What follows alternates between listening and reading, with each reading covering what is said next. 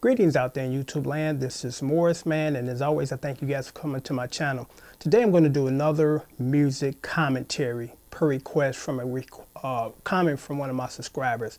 And I told him that actually I would just probably do a full video on this addressing this comment, because I think a lot of people will benefit from, the response that I'm going to give. And the response or the comment reads like this. What's up, Morris Man? You've always provided good knowledge. Thank you. Here is my take, and please correct me if I'm wrong. I think it depends on, because what he's talking about, my question regarding the commentary I did yesterday about, the life expectancy of rappers, in the business. So it says that I think it depends on gender. I absolutely agree on the R&B thing. But with the Southern rock, you have groups that have been around for decades, still selling out concerts. And I think one of the biggest problems today is the music company is no longer owned by musicians anymore. Attention, they don't, or to add to mention, they don't really want to play black bands or pay black bands. Back in the day, you start to see the demise of the R&B in the late 80s. And I'm talking about black bands, not black groups. Boyz II Men was a group. A band played their own music. I hate to see this. I know I'm going to catch flack for it, but in my humble opinion, the best days of R&B are behind us. R&B will never be as it used to be. I'm going to address that. As far as life expectancy for rock bands versus R&B bands, it's no comparison. Because here's some numbers that we don't think about. First of all, there are more white people than black people, which means that there are going to be more white people supporting white groups. There are going to be more white people in votes as far as bigger numbers. So so we're always going to be under them because the numbers are not there. But one thing about white people versus black, they do support the artists. These guys that stand out all night long and camp out to get tickets. They travel around the country following a Pacific band, the Deadheads, we have to support our bands or our people like that too. And I'm not trying to get into a black and white thing. I'm just stating fact. This is not a racial statement or radical statement or none of that. It's just fact. We don't support our bands like our counterparts do. We show up late at concerts, and when we get there, what we want to do? We want to do this nonsense, fighting, all that kind of crap. So we are at fault when it comes to the demise of black bands. But as far as, and I did actually a whole video on the reason why black bands and R&B won't be the same. It's not a racial thing for the record companies. It's a financial thing. Back in the day, they used to pay 10 guys that were in the band.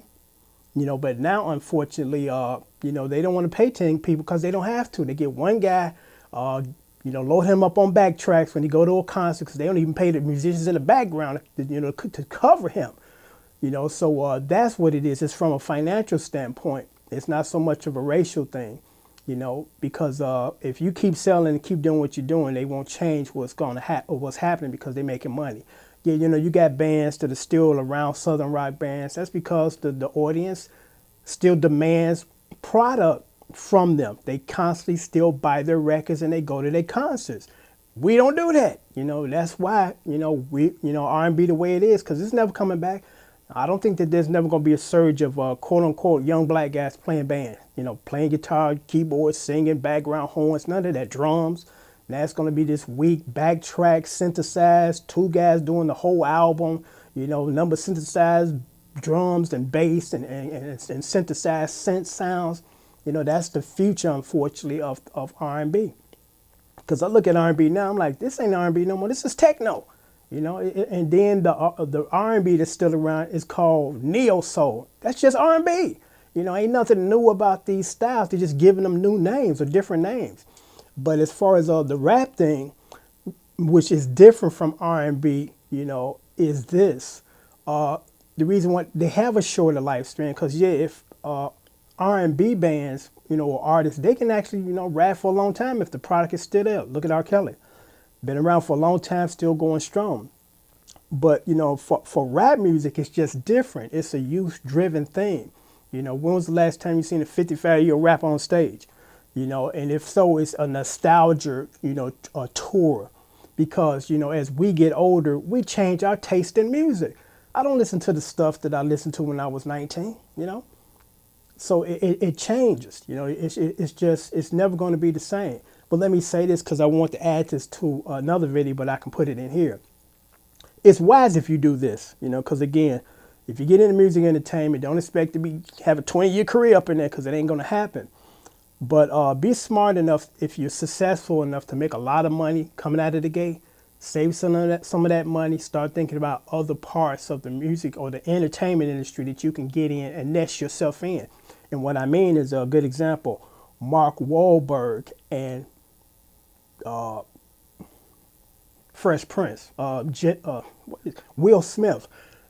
They realized that, you know, they weren't going to be able to be rapping in their 40s or 50s. So they said, you know what, let's do this acting thing because that's a little more secure because you can act as long as you want to act. You know, if you're good, because as you get older, they just find roles for you according to your age. You know, so they're not worried about in 3 years, I'm not going to be able to do this anymore because people are looking at me and saying I'm too old. You know, so that's another thing that you want to look at when you get into the music industry. Don't expect to be up in there 15, 20 years. You know, it's just not going to happen. Because again, that's just the way it works. You know, it's a quick turnaround. And if you get in and get in big, yeah, you're going to get paid ugly, you know, but getting paid ugly, it's not going to last for 10, 15, 20 years. Because again, R&B is different from rock. It's different from rap, you know, and rap has the shortest shelf life expectancy. You know, so again, you know, that's kind of my take on this comment, my response. That and then he stated about how the musicians are not a part of the record companies anymore. I mean, everything changes. Nothing stays the same. Because I'm looking at baseball. You know, baseball, how it is managed now is totally different from how it's managed 30 years ago. And in 30 years down the line, it's going to be managed differently from it is now. You know, so don't expect nothing to stay the same. You know, be prepared for change and start preparing for change because guess what? Change is coming, whether you're going to embrace it or not or get left behind. You know, so on that note,